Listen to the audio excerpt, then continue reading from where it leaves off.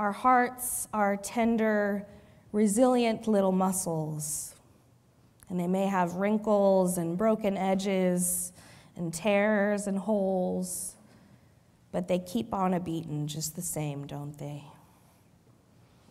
I think one of the most complicated things to figure out is how to tend to our hearts when they break. And there's plenty in the world to break our hearts these days. Today, January 22nd, is the 50th anniversary of Roe v. Wade. And in the past year, our hearts have been breaking due to the overturning of this sacred right to choose. Lives are at risk. People are suffering. Reverend Rebecca Parker writes that the power to choose is the power of life in the midst of brokenness. Without choice, tragedy, impasse, and despair are the last word. With choice, creativity, responsibility, and possibility enter the conversation. With choice, human beings enter into full personhood, becoming creative agents in the world who can transform life in the direction of greater justice, safety, and joy. Glennon Doyle's powerful book, Untamed, outlines the origins of the anti-choice movement in our country. In the 1970s, some rich and powerful straight white men began to worry about their ability to continue to racially segregate their private Christian schools and to keep their tax-exempt status. The civil rights movement was putting pressure on their money and power.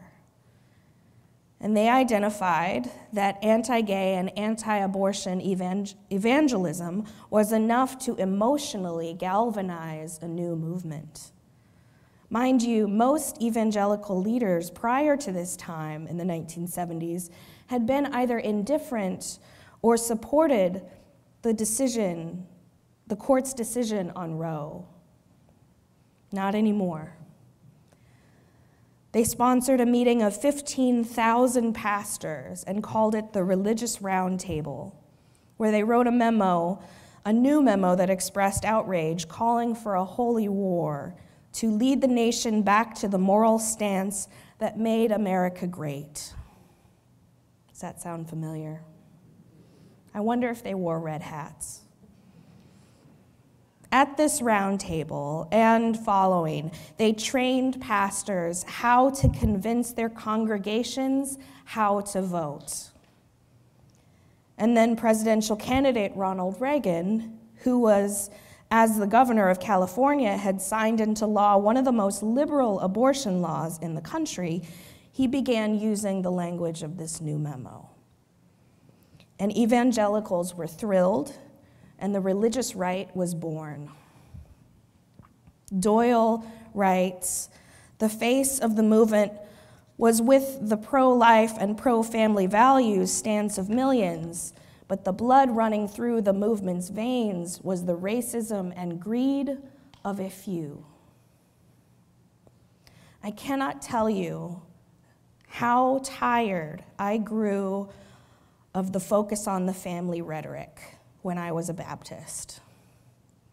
That was a major reason that I became a UU minister, because the focus on the family here means something entirely different.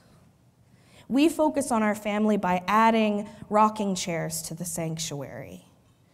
We focus on our family by using the same themes in worship as we do in our small groups, creating conversations that can happen.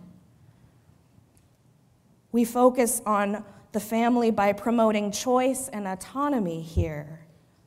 We focus on families that are gay and multiracial and blended faith. May we never use our faith to breed hate, remove choice, or lose sight of the inherent worth and dignity of every person. Some years ago, I was attending a National Organization for Women conference in Indianapolis, and the guest speaker was Reverend Catherine Ragsdale.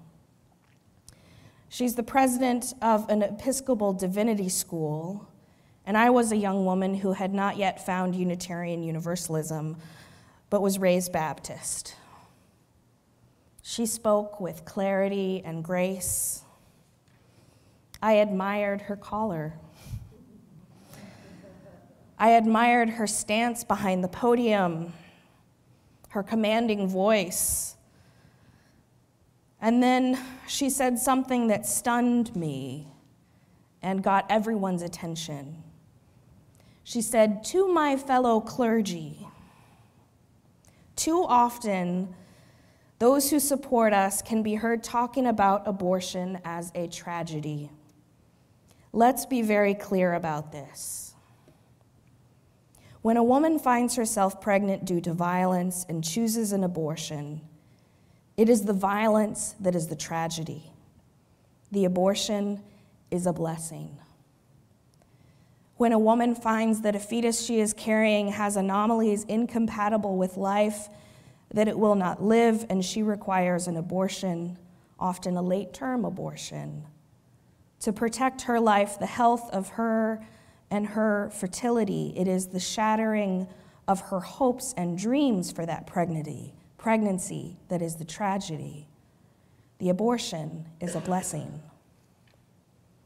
When a woman who wants a child but can't afford one because she hasn't the education necessary for a sustainable job or access to health care or daycare or adequate food, it is the abysmal priorities of our nation, the lack of social supports, the absence of justice that are the tragedies. The abortion is a blessing.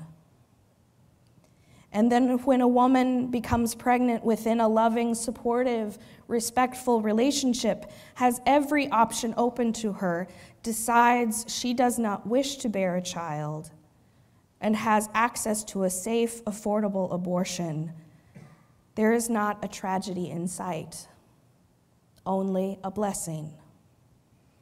The ability to enjoy God's good gift of sexuality without compromising one's education, life's work, or ability to put to use God's gifts and call is simply blessing.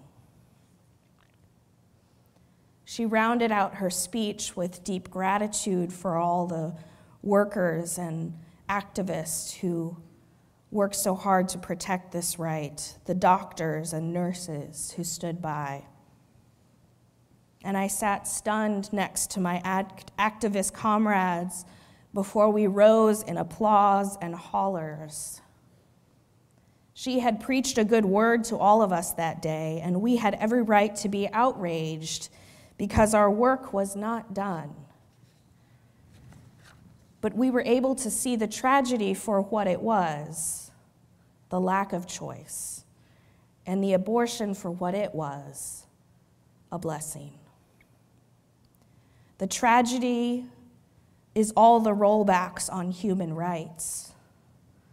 The tragedy is backwards policies that don't support life, liberty, or any pursuit of happiness. The tragedy is lawmakers who have little respect for human life.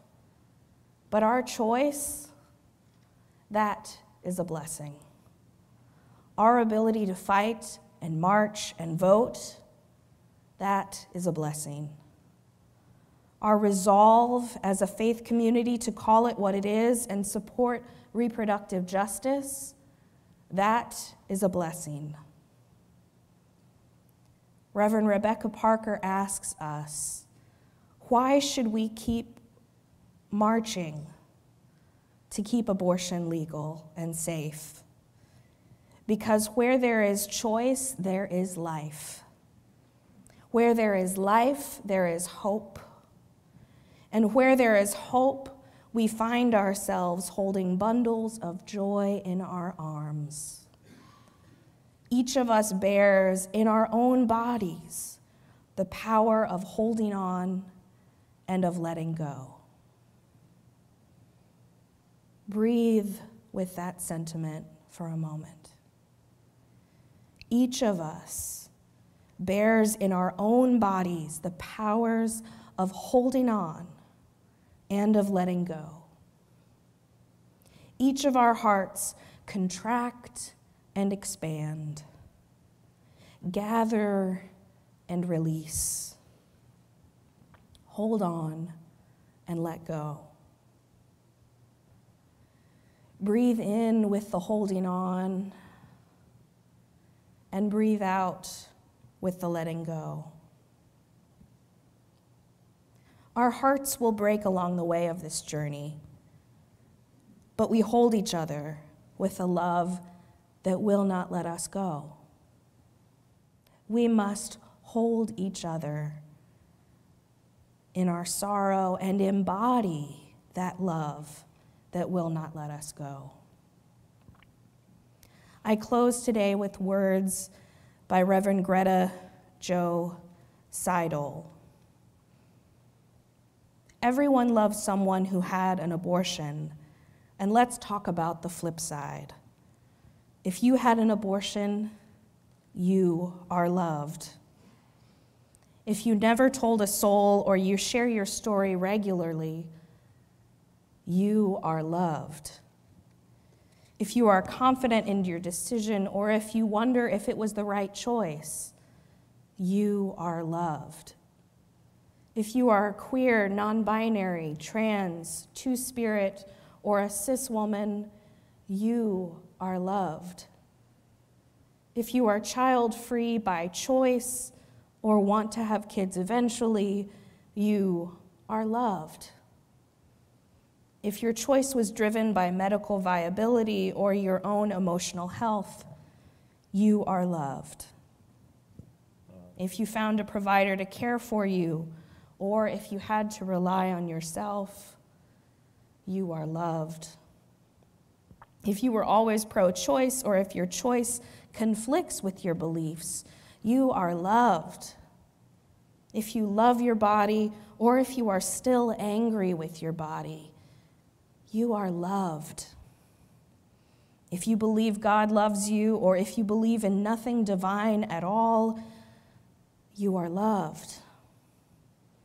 If you find yourself reflected here, or if your truth is more than words and ink post can, you are loved.